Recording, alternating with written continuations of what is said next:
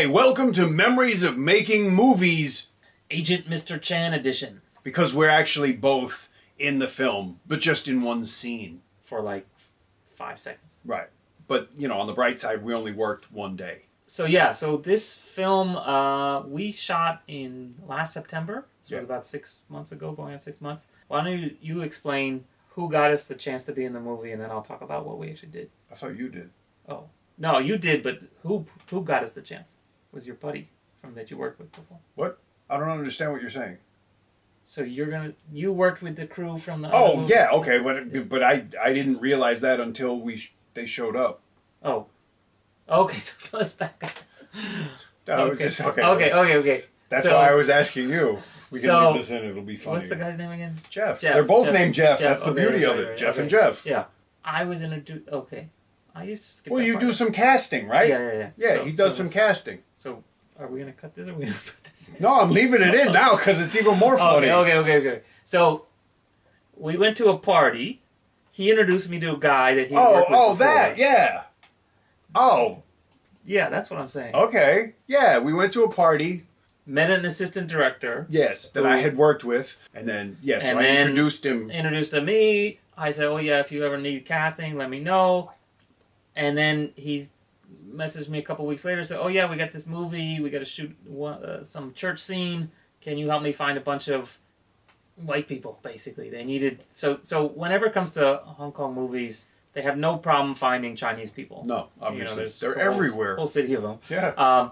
But when they got to find foreigners or other kinds of, abnormal things like twins and odd things like that, muscle bodybuilders, things like that, it's a little bit harder. So, especially in cases like that, then they find people like me who can find people. So in this case, it was pretty easy. It was like 5. It ended up being 5 non-Chinese people. Right. So they just said, okay, show up on Saturday afternoon. And And they told us to bring our own clothes. Yeah, and so in this case, it was a wedding scene, and we had to dress up and bring our own clothes. So we weren't leads, that's for sure. So basically, it was just like, do you own a suit? Are you white? Okay, show up.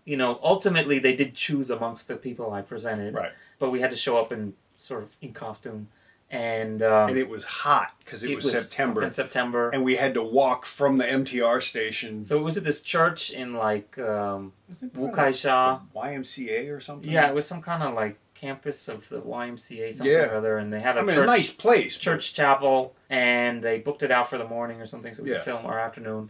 And basically, so we show up, no one else is there. Literally no one else was there. Yeah. We sit around for a while. They message us, okay, we're still filming in the other place. We'll come over later. Costume and makeup people show up maybe an hour later or half an hour later. And they did feed us, I think. Yeah, there was food. There's some production people were there. But basically, the filming crew, there was no cameras, there was no director, no nothing. So they're like, okay, everybody get your costume on. We got to straighten your tie out. We'll check the makeup. And they did put makeup on us, which doesn't always happen. Basically, we were just sitting around killing time. And then eventually, some people started showing up. They started setting up the camera. So clearly, they'd come from some other set, and they were just trying to get everything done that day or as fast as possible. And then when they actually got ready to shoot, we did basically 2 scenes. One was entering the church, and then one was from the outside. Church, yeah, one was an exterior. They were like, okay, you guys stand there, you guys stand there. This is basically how movies usually are. They corral all these extras and place people and say, okay, you walk from point A to point B, and then, okay, now pretend like you're talking and point to this guy. And so we had no idea what we were going to be doing, but then suddenly there was a guy who was also sitting around waiting. The only other non-Chinese dude was this Indian guy. I guess he was actually Indian. I think, yeah. But then he had to dress up like an Arab sheik with a head thing and really sexy sunglasses. And so he's supposed to be some kind of VIP showing up, and we're all supposed to turn and talk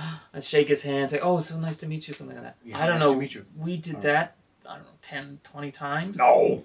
Because it was a couple. No, it was. I would say 5 to 7 times. I think I don't know. Or maybe it was between the rehearsals. It felt like it because you're outside in September in a suit. Between the rehearsals and the dry runs and we don't like this one, now redo it. So it evolved over the 10, 20 times, but it was still a lot of just back and forth and back and forth.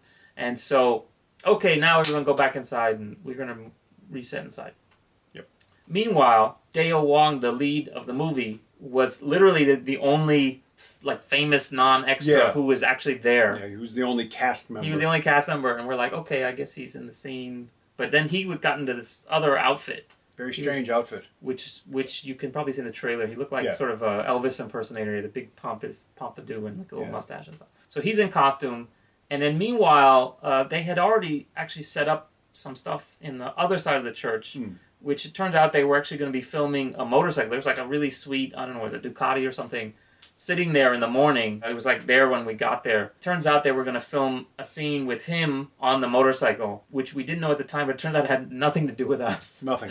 Nothing at all. So we were just sitting around while they were doing his part, which was him riding a motorcycle with this big suitcase, which was actually, turns out to be like an atomic bomb. Or something, on the back. And they had to just film him kind of zipping in. Right. There was they had didn't they have a green screen behind him? So the trick was I actually saw, because we were sitting around and okay, I'll go walk outside, come back in. So I was sort of watching what they're doing.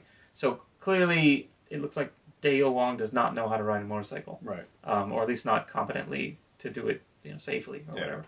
So what they ended up doing was they took one of those dollies that's on the rails that they use to like move the cameras for dolly shots. And they actually lifted up the whole motorcycle, put it on top of it, so they could basically roll the motorcycle back and forth relative to the camera. And then they got him to sit on it and put a giant green screen behind the motorcycle, and then that way they could film him as if he was driving towards the camera and then superimpose something in the background. Right. That was basically the whole thing. We just had to sit around and wait for them to finish. As soon as they finished that, they're like, okay, fine. Okay, Dayo's done. Put away the motorcycle. Let's go back inside and finish this scene. Basically, we realized at this point is there's no priest. There's no other half of the crowd. There's no bride. I was hoping I'd get to play a priest. Basically, we realized at this point, like, okay, clearly we're just doing the crowd shots. Like, there's not going to be... There's not going to be a big overhead shot of the wedding with the wedding party and all that stuff. Not that day. And they had filmed it at some point. I read some articles that basically the filming had wrapped like 6 months before. Yeah. Like the movie had shot in the early spring and it finished like in March or something like that. And here it is like September and they're doing reshoots. So clearly something something got fucked up. Something was strange. Yeah. And so I guess basically at this point I figured out, okay, they clearly changed something in the script, or whatever they needed to film extra was part of this bigger scene. And so they'd already shot the wedding stuff, and they just needed a couple crowd shots. Yeah. And they needed some foreign people in there or whatever, which they didn't have before. So it turns out the chic guy was actually supposed to open up one of the little gift boxes that they had on the seats for the wedding party. Right. So we're all holding these boxes, and what's this? Don't tell them what happened. And turns out, well, no, I think we should say that we don't have to. We can just say that it's something that we had to react to. Yeah. Well, they did have the special thing rigged up. The safety rules, OSHA, OSHA does not apply in Hong Kong. There's no Chinese word for OSHA. Yeah, there's no Chinese word for worker safety. Anytime there's anything about explosives or pyrotechnics or whatever, I was just like, they're going to put what? Like right behind me, and it's going to do what? It's going to blow up? And so I was like, thinking about eardrums being blown out, or who knows what's going to happen. I was like... We were lucky that was a small one. I did a movie in China. It still hasn't been released. And they were setting off an explosion literally less than an arm's length away from my face. And what they use in movies, and because they did it with this one, they use baby powder and that like really dark brown sort of cork board stuff because it's real light and it looks really cool in slow motion. And there's just, the safety rules are not the same. Get a can of compressed air and get a handful of baby powder and try doing that to somebody and see if they don't punch you in the nose. Anyway, I was actually a little bit worried about it because it was literally like right behind me, and I was like, okay, worst case scenario, I'm going to get... It was in front of me. I was going to get fucking baby powder all over my suit. That was the best case scenario. Yeah, because it's your own suit. Yeah. Worst case, like, whatever, I get some kind of shrapnel or something.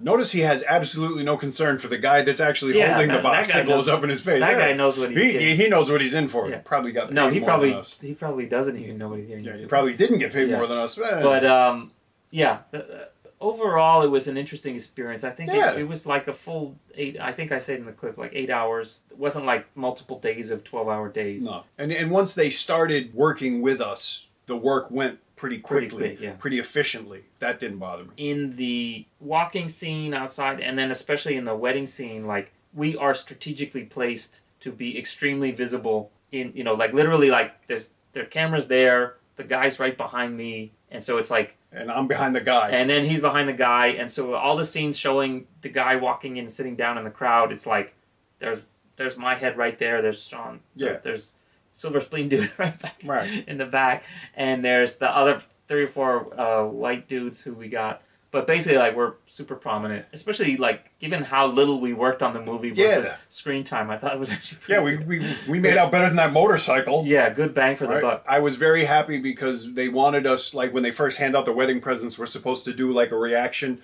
So I got to make a stupid face, and it shows up on camera. I'm like, it looks stupid, but that's what I wanted to do. Yeah.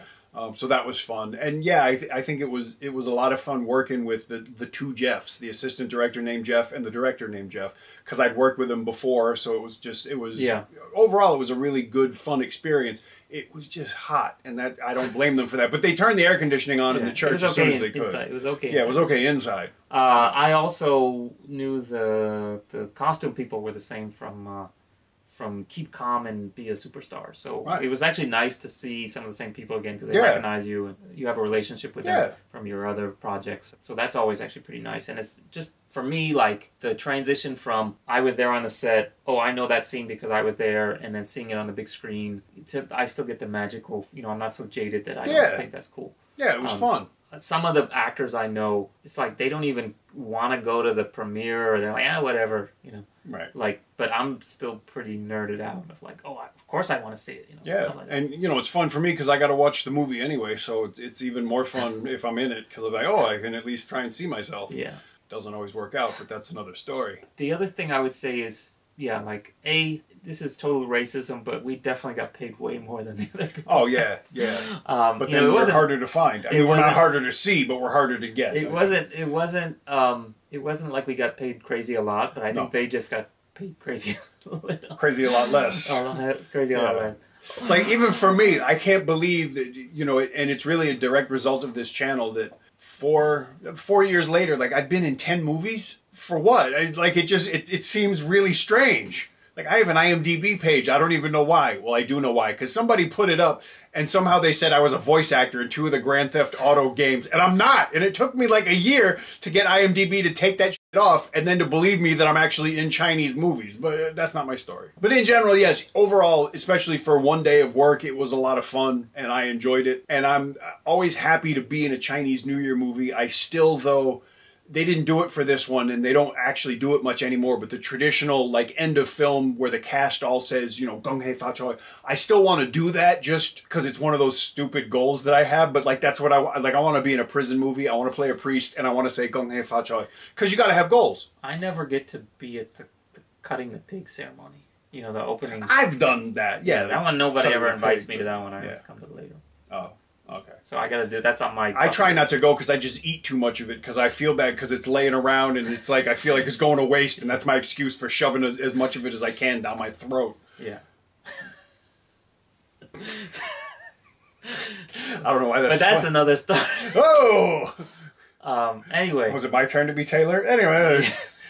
Anyway, so go watch Agent Mr. Chan. Nice of you to forget that.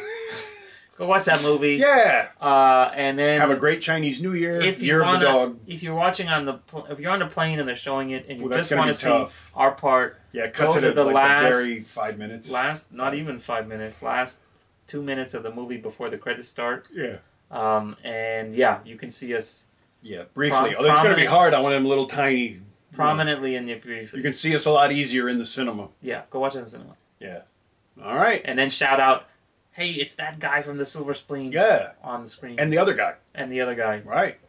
The other memories of making movies. Yes. Sidekick guy. Exactly. Yeah. Okay. All right. Okay. Great. Thank you. See you next time. Bye. Bye.